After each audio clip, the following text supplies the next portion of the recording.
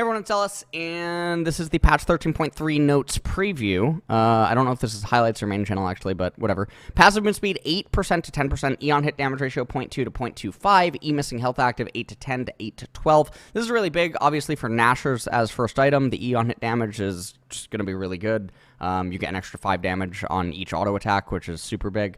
And then the E missing health active is also going to be really good. So very nice buffs for Kale. Apparently, they did this, according to Riot August, because they cannot ship the Kale changes in which she's allowed to auto attack while ulting until way to later on, because Kale needs a lot of updates.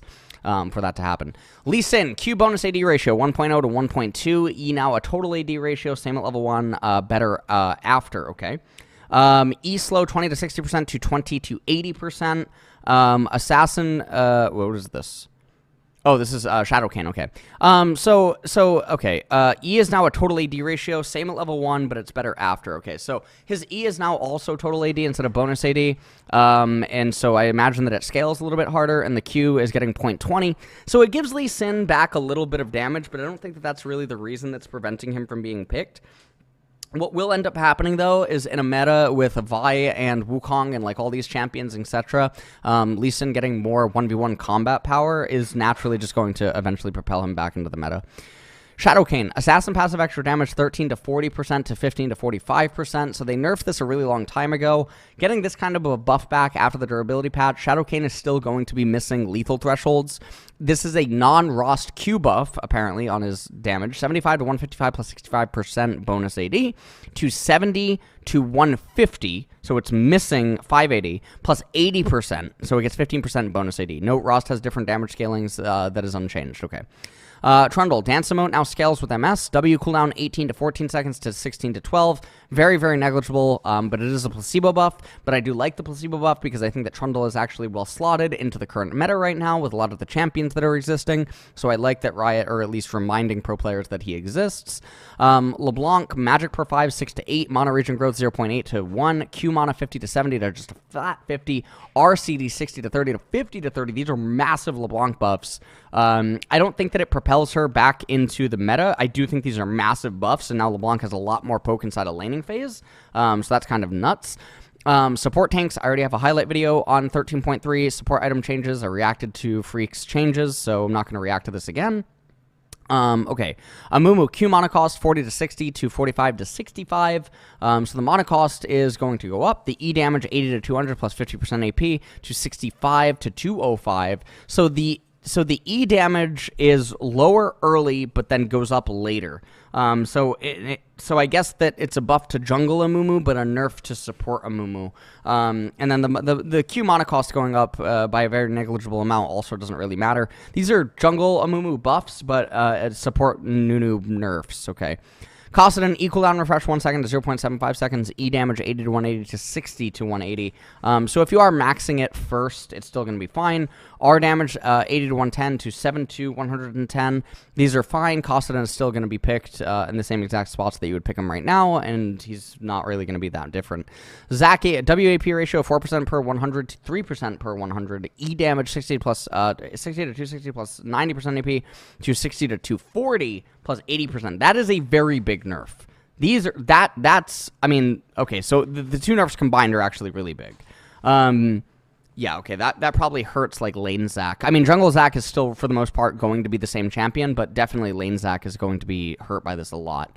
K'Sante, Q knockup duration is going to be nerfed by 0.35 seconds. Q stun duration 1 to 1.25 is now just going to be 1.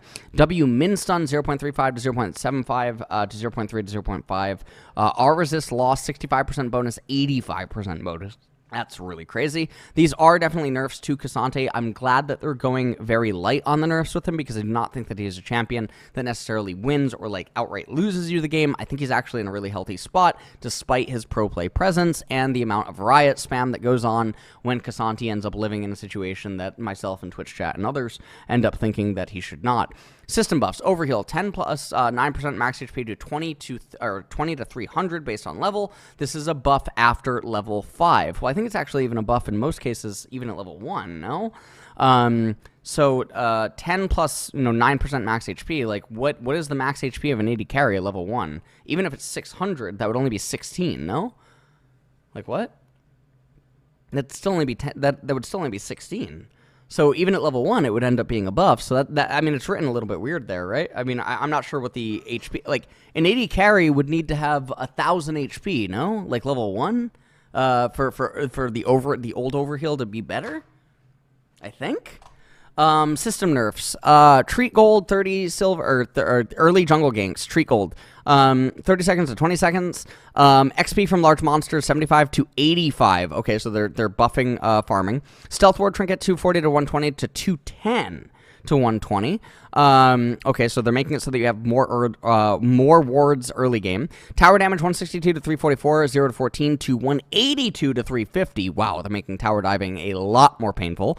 Cooldown 40 seconds to 50 seconds on Umbral Glaive. Range to wards is 3 damage to 2 damage, so you have to auto twice. No longer insta-kills traps. Okay, very nice. System adjustments, cost 3,000 to 3,200. Oh, so this is Radiant.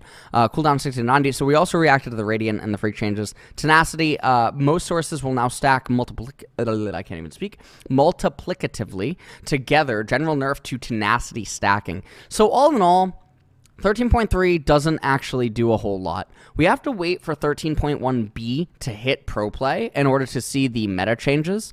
13.3 does not actually seem like it's doing anything, which now means that instead of 13.3 being the pro play meta patch, because of what happened with 13.2, what's going to end up happening is we're now going to be on 13.4, 13.6, 13.8. Those are going to be the pro play meta patches. So whatever happens in those patches are going to be a direct result of pro play.